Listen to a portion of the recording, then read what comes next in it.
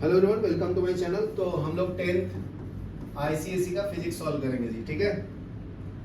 10th ICSE का physics solve करेंगे past year का। तो ये पेपर जो है आपका 2025 का है, ठीक है ना, फिजिक्स का आईसीएसई बोर्ड का, ठीक है। तो न्यूमेरिकल सॉल्व करना है, तो अपना करो। तो देखो, तो ये आपका 8th क्वेश्चन का फर्स्ट सॉल्व करना है। मैं लॉन्ग क्वेश्चन से सॉल्व कर रहा हूँ नीचे से, ठीक है ना। The diagram show that in a metre room of building, ठीक है। तो ये आपका ऐसा दिया हुआ मीटर रूम का बिल्डिंग, ये आपका ऐसा है, मतलब ये एसी इनपुट है, एसी है, ठीक है ना, वोल्टेज आ रहा है। इसके अंदर वाई है, वाई के ऊपर लिखा हुआ है ऐसा 3528, बराबर ना। ये आपका वाई है। यहाँ पे एक बॉक्स है जो जेड को रिप्रेजेंट करता है, ऐसा कनेक्शन,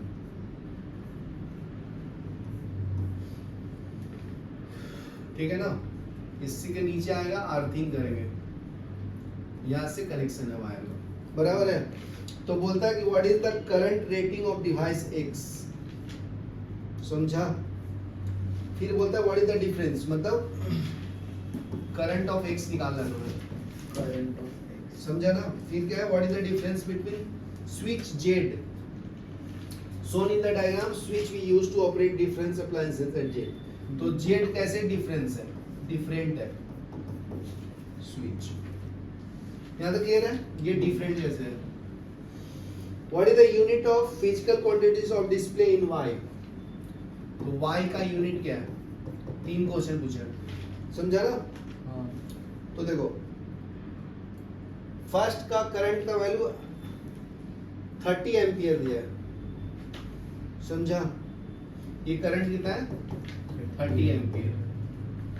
तो ये 30 एम्पियर आया कैसे, इसने कुछ रीडिंग वुडिंग दिया है, मीटर रीडिंग 35280, तो नॉर्मली 30 एम्पियर यूनिट करते हैं। स्विच जो जेड है is a double pole, double pole मतलब ऊपर भी उसको ऑन कर सकते हैं, नीचे भी ऑन कर सकते हैं ना जी, इसलिए इसको डबल पोल बोलते हैं।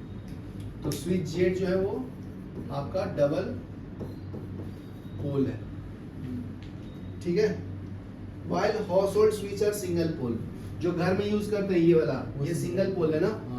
तो ये जो हम लोग है जेड वाला, ये आपका डबल पोल है, दोनों साइड से ऑन ऑफ कर सकते हैं, ठीक है। Single pole disconnect only the live wire from the appliance, double pole will disconnect both the live and neutral, ठीक है। ये हो गया। तो जो वाई है, वाई ये आपका यूनिट है ना, किसका, किलोवाट आवर का। 3528 जो है ये मीटर रीडिंग है, किलोवाट आवर में यूनिट मेजर करते हैं ना, किसका, मीटर रीडिंग। यहाँ तक क्लियर है। नेक्स्ट देखो, नेक्स्ट उसमें सेकंड क्वेश्चन क्या पूछता है। सेकंड क्वेश्चन बहुत सिंपल है, स्टडी द डायग्राम। तो यहाँ पे न्यूट्रॉन लिखा है, न्यूट्रॉन, एन मतलब क्या है, न्यूट्रॉन। यहाँ पे ये यूरेनियम है, तो इसका एटॉमिक नंबर दिया है 92, एटॉमिक मास दिया है 235, बराबर है। तो इसको दोनों को आपस में रिएक्ट कराते हैं, तो ये देता है uranium, atomic number 92, atomic mass है x, ठीक है ना। तो इसमें से बैरियम क्रिएट होता है, बैरियम Ba, बराबर है। क्या क्रिएट होता है, बेरियम, ठीक है ना। इसका एटॉमिक नंबर है 56, एटॉमिक मास है 144, ठीक है। प्लस एनर्जी कितना है, 3y प्लस एनर्जी। तो इसमें से क्रिप्टोन निकलता है Kr, क्रिप्टोन का एटॉमिक नंबर है 36, एटॉमिक मास कितना है 89। तो name the process depicted in the diagram. तो इसका फर्स्ट क्वेश्चन क्या है, प्रोसेस का नाम बताओ, नेम ऑफ प्रोसेस, फ्यूजन, ठीक है, बताओ। दूसरा वैल्यू ऑफ एक्स, एक्स का वैल्यू बताना है, यहाँ पे एक्स है ना, इसकी वैल्यू बताओ, ठीक है। फिर क्या है थर्ड में, न्यूक्लियर फ्यूजन है ना, तुम खुद सोचो। फिर आइडेंटिफाई द वाई, वाई किधर है जी, वाई मिसिंग किधर था, ये ना, उधर, ये वाला वैल्यू बताओ। y का वैल्यू। ये 3 क्वेश्चन पूछा है इसमें से, मतलब x y अननोन क्वांटिटीज बताना है। प्रोसेस तो मेरे को पता है, फिजन है। तो बता देता हूँ, न्यूक्लियर फिजन है ना। हाँ फिजन। तो नेम ऑफ द प्रोसेस क्या हो गया? Nuclear fission. फ्यूजन मतलब कंबाइन होता है, फिजन मतलब स्प्लिट होता है। स्प्लिट होना। गुड, ठीक है ना। तो इसका मतलब क्या है? Splitting. Splitting of two items, 1 into 2। Simple language में अपने। फिर दूसरा है from conservation of law of mass. तो देखो ये 235 है ना, हाँ ये ऊपर वाला मास, देखो ये 235 है, तो ये दोनों को भी ऐड करके 235 आना चाहिए ना। तो 235 is equal to x plus 144 दिया है, बराबर है। तो ये ऐड करके आना चाहिए ऊपर जी।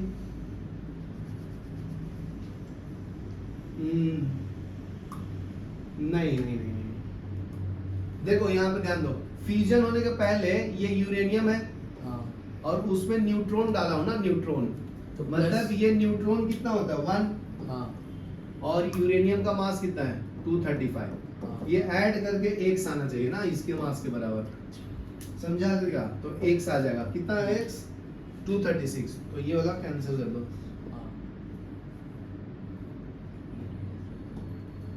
ये वाला पॉइंट, तो आंसर क्या आएगा 235 plus 1 is equal to x। तो x की वैल्यू आ गया 236 ना।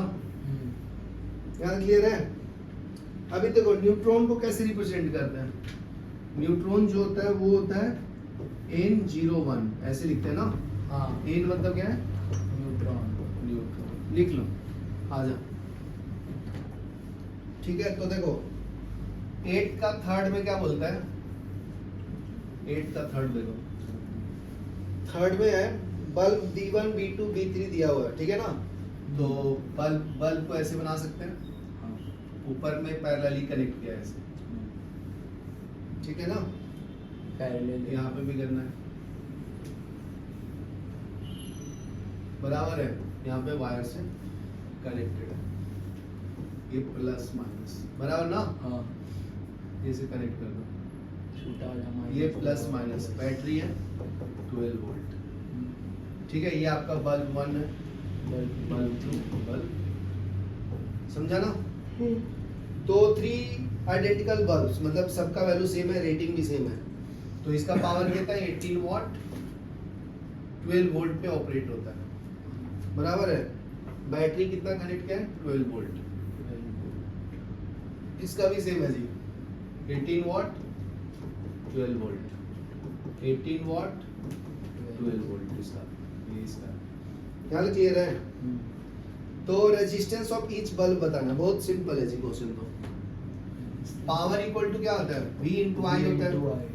अपने को I नहीं पता ना, तो I को रिप्लेस कर सकते हैं V बाई R।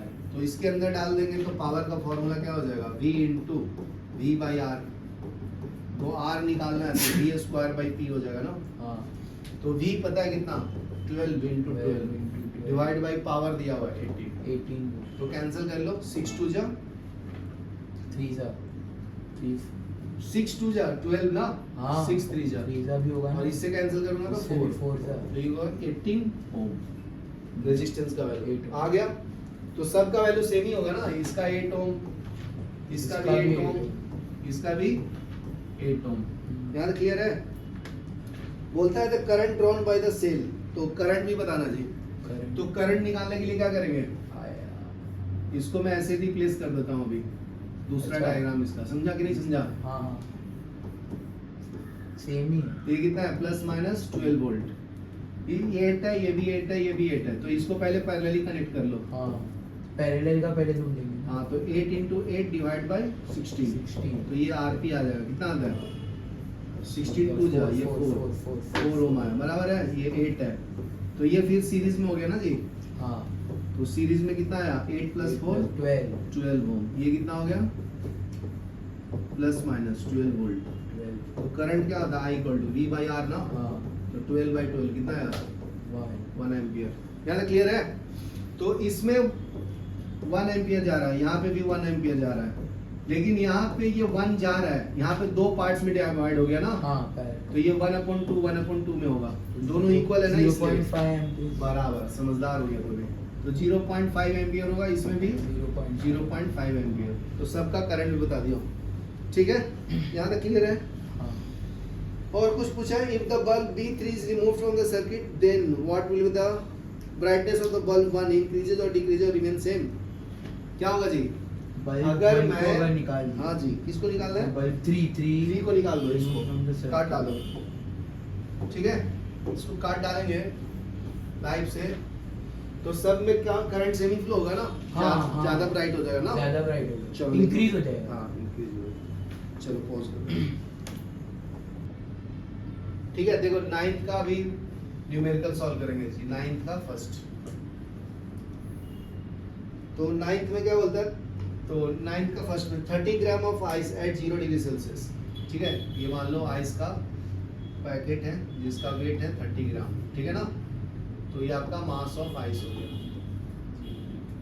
इसका टेम्परेचर कितना है?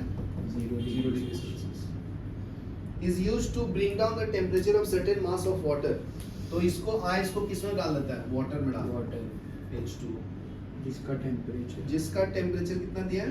70 डिग्री तो पहले टेम्परेचर इसका स्टार्टिंग में कितना था? 70 डिग्री सेल्सियस, तो 70 डिग्री से किस में कन्वर्ट करना है?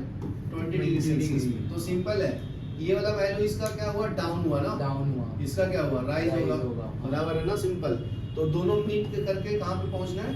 20 डिग्री पे पहुंचना है, समझ में आया? तो अभी माइनस, तो इसको कम करके 0 से 20 डिग्री पहुंचना है, और इसको कम करके 20 डिग्री तक पहुंचना है, समझा ना, इसको इंक्रीज करके 20 पे, आइस वाले को।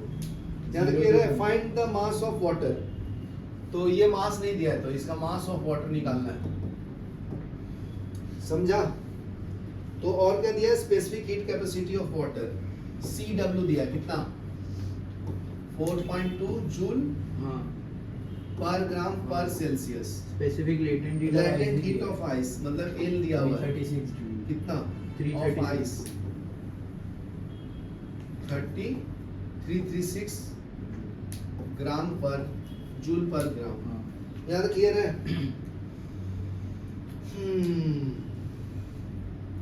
तो law of conservation of energy लगा दूं? हाँ law of conservation of energy मैं एक ही बार में लिखता हूँ, देखता हूँ समझ में आया कि नहीं तुझे। हाँ ठीक है, देखो तो पहले क्या आएगा? मास इनटू लेटेंट हीट, ठीक है ना, इसका आइस का, हाँ फिर mass into latent heat of water into change in temperature is equal to mass of water into a specific heat capacity of water into change in temperature, बराबर है? तो इसका मास कितना दिया आइस का?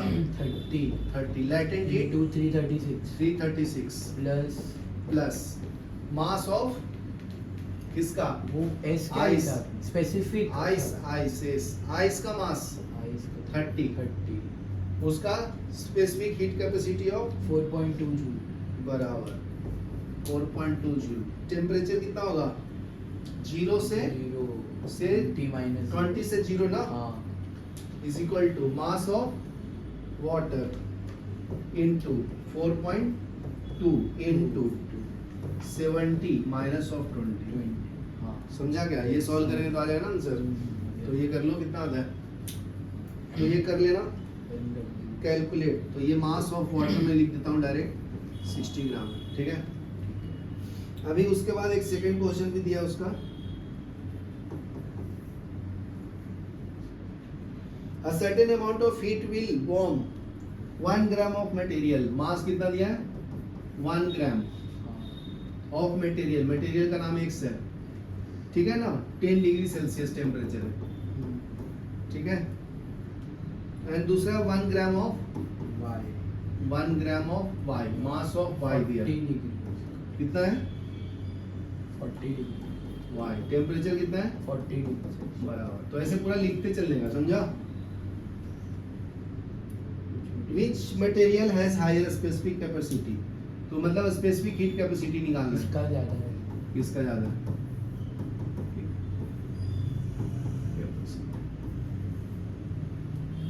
यहाँ तक क्लियर है क्या जी? तो फॉर्मूला क्या है, Q is equal to MC delta T, तो C is equal to Q upon M delta T। हाँ तो देखो इससे रिलेशन से कैसे निकालेंगे वो बताता हूँ। तो देखो मास मास मास मास दोनों का सेम है, तो ये क्वांटिटी फैक्टर नहीं करेगा। टेम्परेचर किसका ज्यादा है, इसका ना, तो जिसका ज्यादा टेम्परेचर होगा उसका स्पेसिफिक हीट कैपेसिटी क्या होगा, कम, इनवर्सली प्रोपोर्शनल है ना, तो इसका स्पेसिफिक कैपेसिटी कम होगा, किसका, जी वाई का, तो लेस स्पेसिफिक कैपेसिटी। समझा क्या, क्योंकि दे आर इनवर्सली रिलेटेड। तो ये हो गया ना, बस इतना ही बताना था। तो x का ज्यादा है ना, ज्यादा पूछा है, तो x has more specific heat capacity, heat यार क्लियर है, okay. y will be used to as a calorimetry, it has a low specific heat capacity।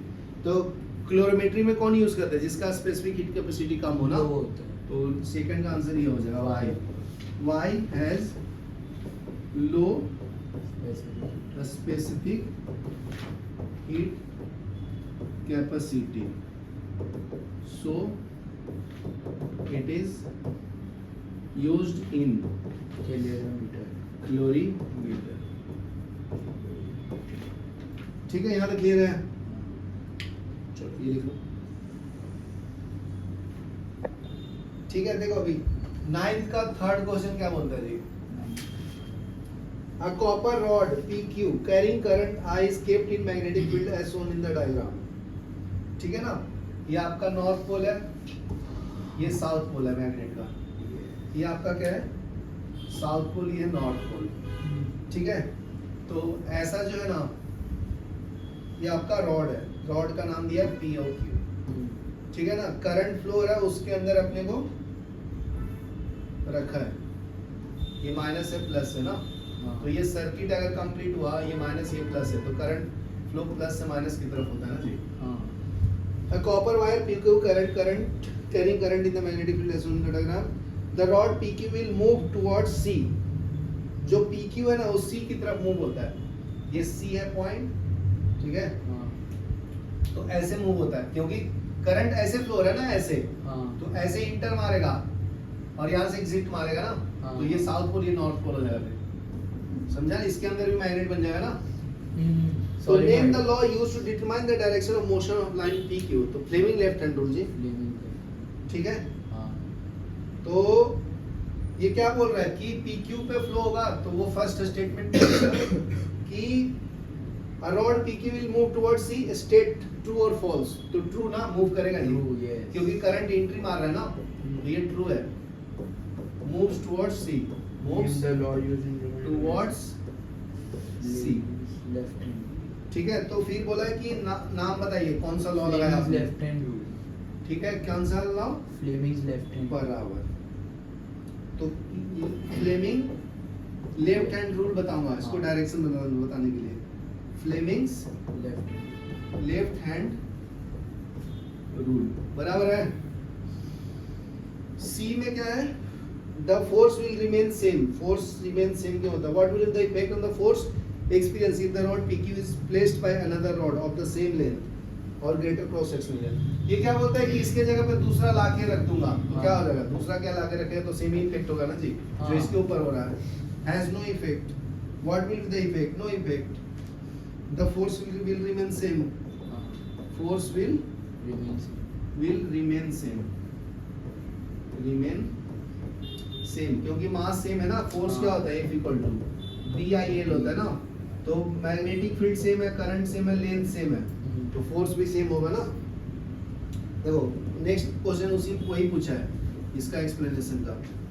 तो इसमें डी में क्या बोलता है, वो जस्टिफाई योर आंसर इन सी। तो फॉर्मूला यूज करना है जी जस्टिफाई करने के लिए, F equal to BIL sine theta ना, ये क्रॉस प्रोडक्ट होता है साइन थीटा का।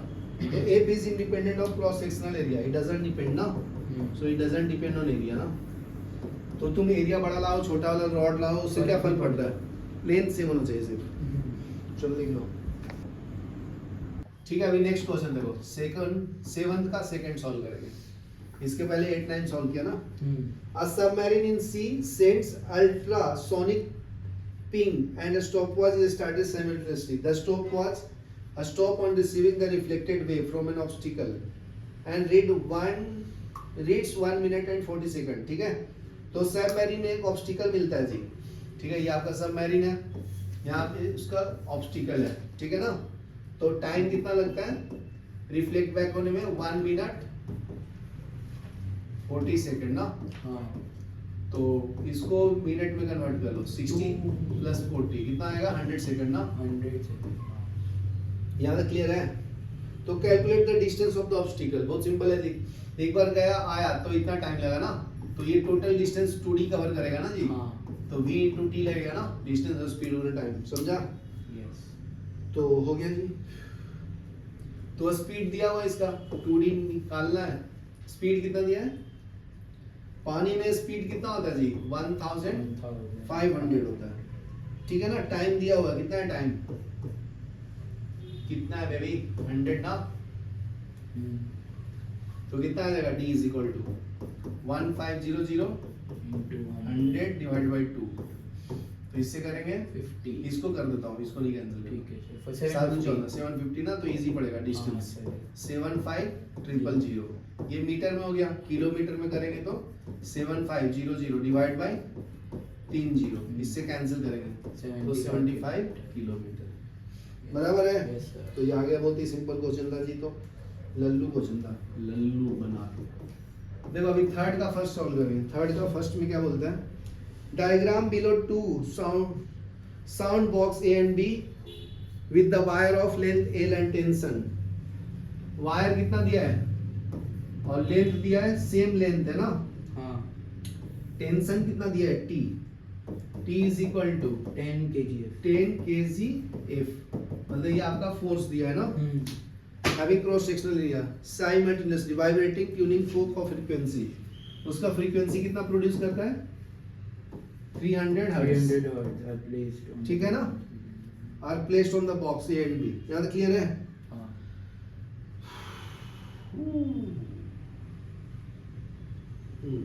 तो paper rider B fall off due to the resonance.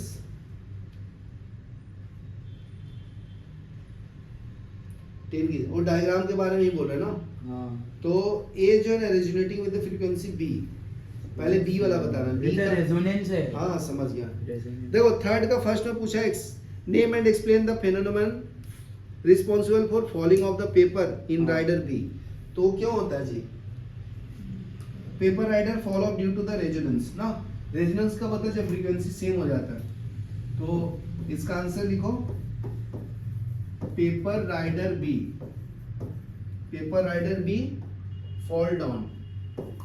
fall due to resonance। बराबर है? when the wire natural frequency matches the tuning fork frequency causing the wire to vibrate with increased amplitude। ठीक है, when wire natural frequency matches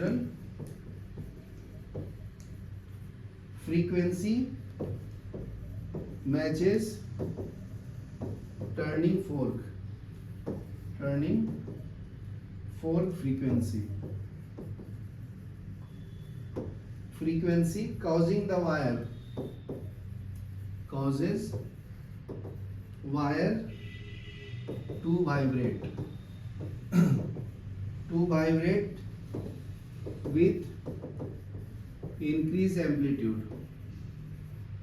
with increased amplitude and paper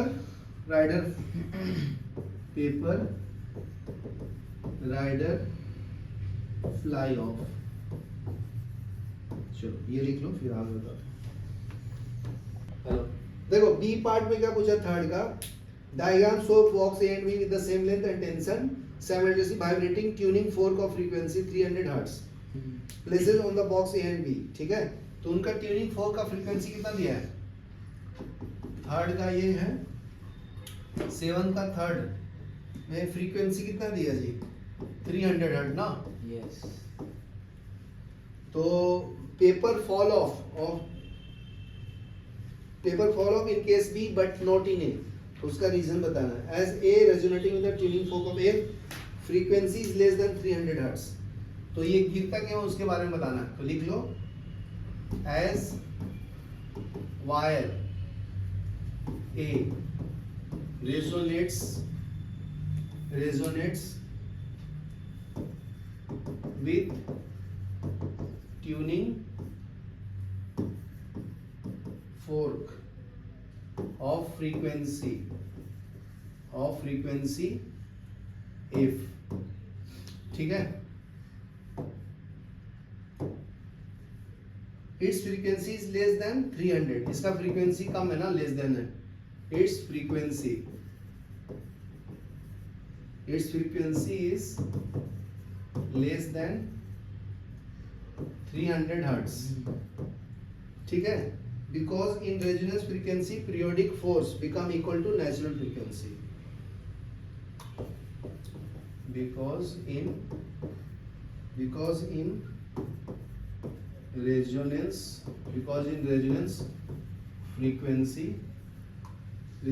frequency of periodic force becomes equal to natural frequency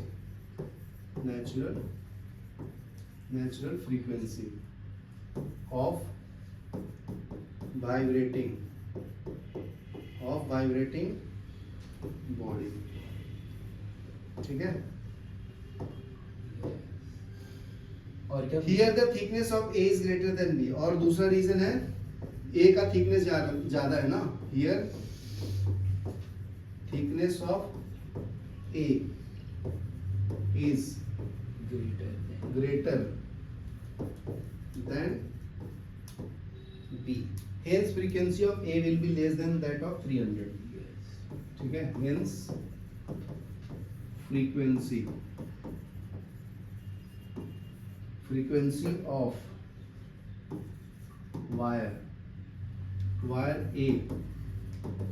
will be less than 300 hertz, ये लिखेंगे।